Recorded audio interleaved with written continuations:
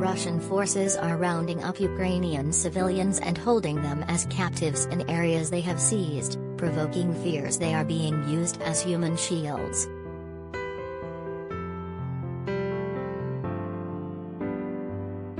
The revelation of such sinister acts, a clear contravention of international law and coming after the horrifying bombardment of hospitals, schools and residential areas, has emerged from families fleeing from villages around Kyiv.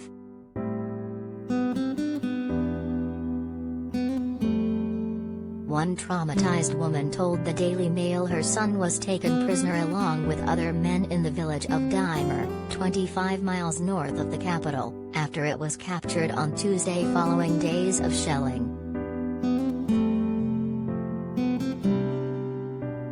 The 33-year-old businessman was seized after 12 days sheltering with his wife and 2 children, aged 7 and 4, in the basement of their home, which stood in the path of Russian forces sweeping south from Belarus.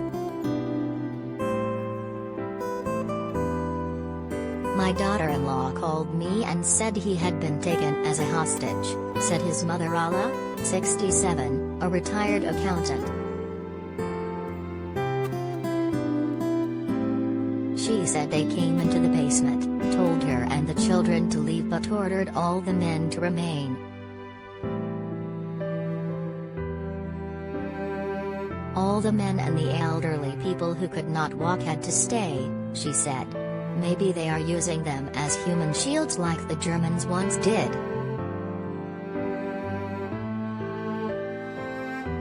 Her son's wife was made to leave on foot with 5 other women and all their children, walking for 7 miles through the freezing cold until they reached a road.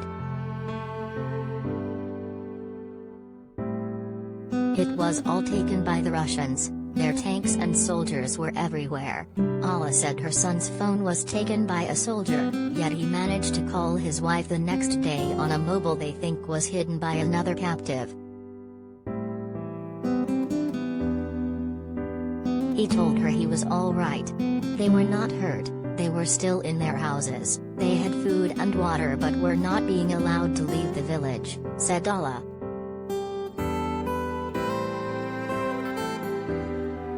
I just hope he can run away, but where will he run? It is all taken by the Russians.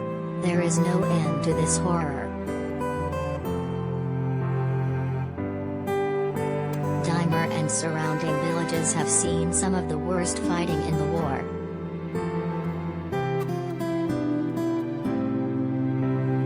One local official said Russian troops had fired on pharmacies, shops and homes. The allegations by Alla, who does not want to give her full name to protect her son, dovetail with reports emerging from other parts of Ukraine that have fallen under Russian control, especially in the critical battlegrounds surrounding Kyiv.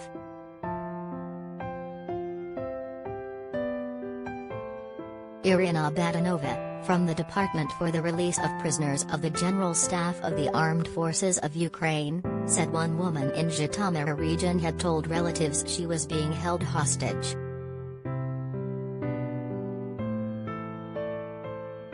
She said 24 people from a mushroom farm in Bucha, close to Dymer, were held in a kindergarten. There were elderly people, children, women. They were not made any demands, they were just told we will use you as a human shield. Ms. Badanova said families were being held hostage also in nearby Gostomel, where savage fighting has raged over a key airport since the initial hours of the invasion, including 2 women with their children and residents of a residential complex. These people were taken straight from the apartments, she said. Then they were allowed to return to the apartments, take warm clothes and food so that they could be taken to Russia. Dmitry Devitsky, head of the Sumy Regional Administration, which has seen fierce fighting, has also claimed that the Russian army is using civilians as human shields to protect military equipment, including anti-aircraft missile systems and tanks.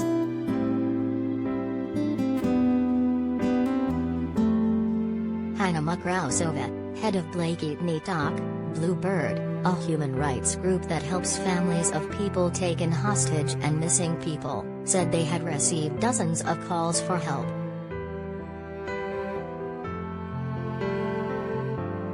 From the information we are getting, we see that civilians are taken hostages, she said. We don't know how many, but it is definitely happening. We have information about women as well as men being taken.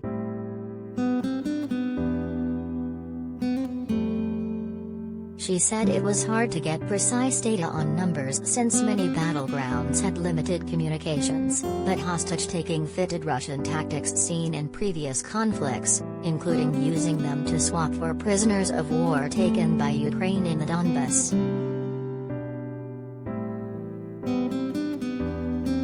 Russia has always taken a lot of civilians as hostage, she added.